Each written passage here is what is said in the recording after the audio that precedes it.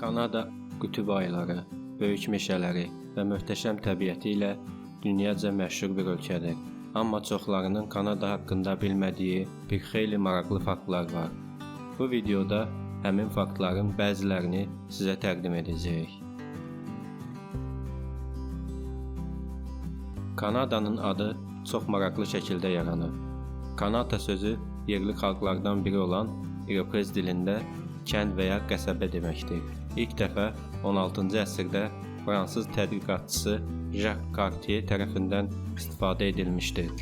Cartier, Saint Lawrence çayının sahilindəki yerli kəndə gedən zaman kəndlilər onu Kanata adlı yaşayış məntəqəsinə dəvət edirlər.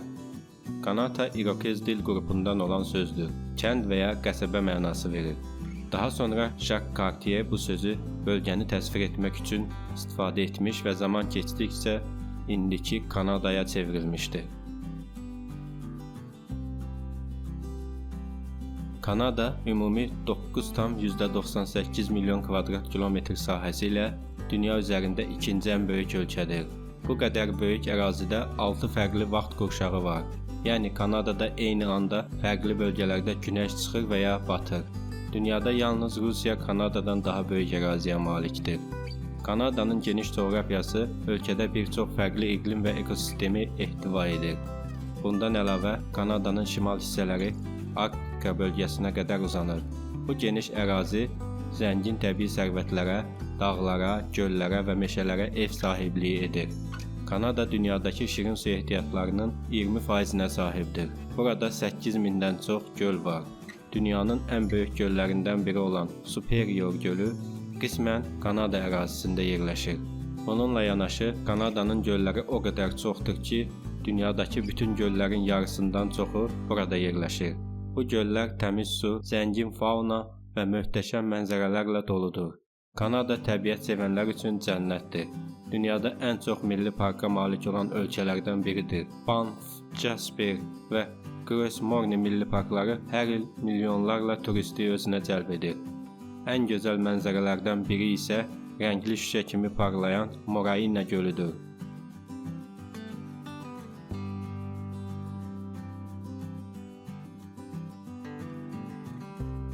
Kanadanı fərqləndirən əsas xüsusiyyətlərdən biri də onun iki rəsmi dilə malik olmasıdır: İngilis və fransız dili.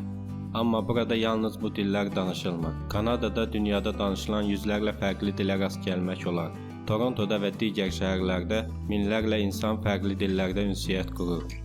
Ölkənin rəsmi dilləri 1969-cu ildə qəbul edilmiş Kanada Dilləri Aktı ilə müəyyən edilmişdir. Bu qanun Kanadanın iki rəsmi dilini bərabər status kimi tanıyır.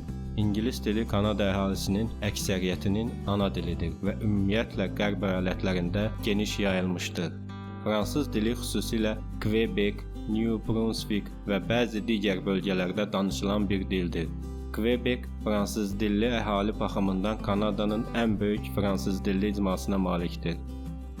Kanadada bu iki rəsmi dil ilə yanaşı, başqa dillər də geniş şəkildə danışılır.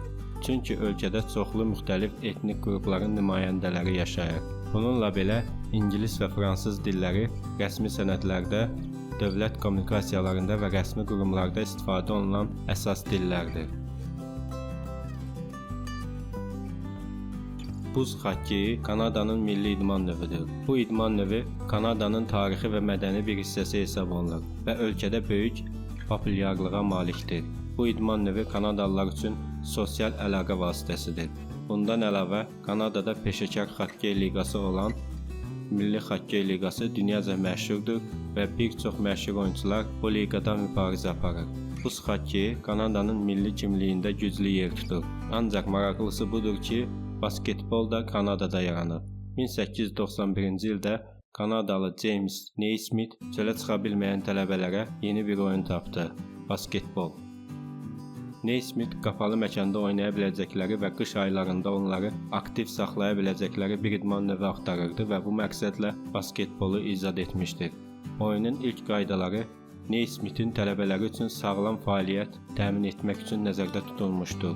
İlk basketbol oyunu 21 dekabr 1891-ci ildə Springfield kollecində oynanılmışdır. Bu tarixdən etibarən basketbol bütün dünyada populyarlıq qazanmış və oynana bilən əyləncəli və rəqabət qabiliyyətinə görə geniş yayılmış idman növünə çevrilmişdir. Bu gün NBA-nın ən məşhur oyunçuları arasında Kanadalılar da var. Əgər qütb ayları sizi qovsa, hara qaçarsınız? Churchill sakinləri bu sualın cavabını çoxdan tapıblar.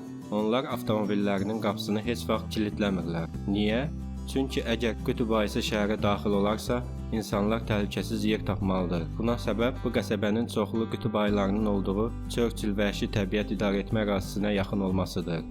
Ayıların tez-tez qəsəbə ərazisinə girdiyi və insanlara yaxınlaşdığı üçün sakinlər maşınlarının qapısını bağlamırlar ki, kimsə ayıların hücumuna məruz qalarsa, maşınlardan istifadə edə bilsin. Bu qəsəbədə hətta ayı həbsxanası da vardır. Qəsəbə və onun ətrafında çox vaxt keçirən və problem yaradan ayıları keydici iynə ilə vuraraq həbsxanaya aparırlar. Mövsümün sonunda yenidən təbiətə buraxırlar. 2024-cü ilin məlumatlarına görə Kanadanın əhalisi təxminən 40 milyon nəfərdir. Son bir il ərzində əhali 1 milyon nəfərdən çox artmışdır ki, bu da 2,9%lik artım deməkdir. Bu artım əsasən miqrant axını ilə əlaqədardır. Miqrantların təsiri nəticəsində ölkənin demoqrafik vəziyyətində böyük dəyişikliklər baş vermişdir. Bu artım göstəricisi 1957-ci ildən bəri ən yüksək səviyyədədir. Kanadada kişi və qadınların nisbəti demək olar ki, bərabərdir. Bu nisbət bir çox inkişaf etmiş ölkələrdə olduğu kimi 1000 kişiyə təxminən 1000-1025 qadın şəklindədir. Bu nisbət ölkəyə gələn mühacirlərin tərkibindən də təsirlənir. Çünki bəzi bölgələrdə kişi mühacirlərin sayı daha çoxdur. Kanada əhalisinin yaş tərkibində mühüm dəyişikliklər baş verib. İlk dəfə olaraq 65 yaşdan yuxarı insanların sayı 18 yaşdan aşağı olanların sayını üstələmişdir.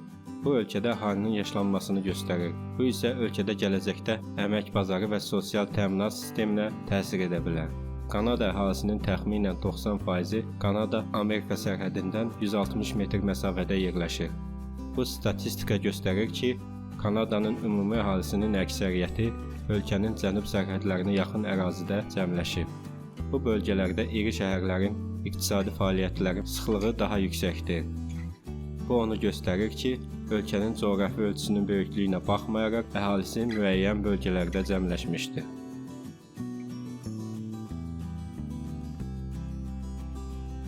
Kanada dünyada ən yüksək təhsil səviyyəsinə malik ölkədir. Kanadada təhsil çox vacib bir mövzudur və geniş universitet və kollec sistemi vardır. Ölkədə ümumiyyətlə təhsil standartlarına bir xeyli sərmayə qoyulmuşdur. Kanada əhalisinin 56%-dən çoxu ali təhsillidir. Bu da onu inkişaf etmiş ölkələr içərisində birinci edir. Dünyada ikinci ən yüksək təhsil səviyyəsinə malik ölkə, əhalisinin 50%-dən bir qədər çoxunun universitet təhsili olan Yaponiya 49,9% ilə, İsrail isə üçüncüdür. Kanadanın paytaxtı Ottavadır. Ottava Ontario əyalətində yerləşir və ölkənin 4-cü ən böyük şəhəridir. 2024-cü ilə olan məlumatlara əsasən, Ottavanın əhalisi təxminən 1,1 milyon nəfərdir. Kanadanın digər böyük şəhərləri arasında xüsusilə diqqət çəkir. Toronto, Kanadanın ən böyük şəhəri və iqtisadi mərkəzidir. Toronto həmçinin Ontario əyalətinin paytaxtıdır. Şəhər təxminən 2,8 milyon nəfər əhalisi ilə ölkənin ən sıx məskunlaşdığı bölgədir.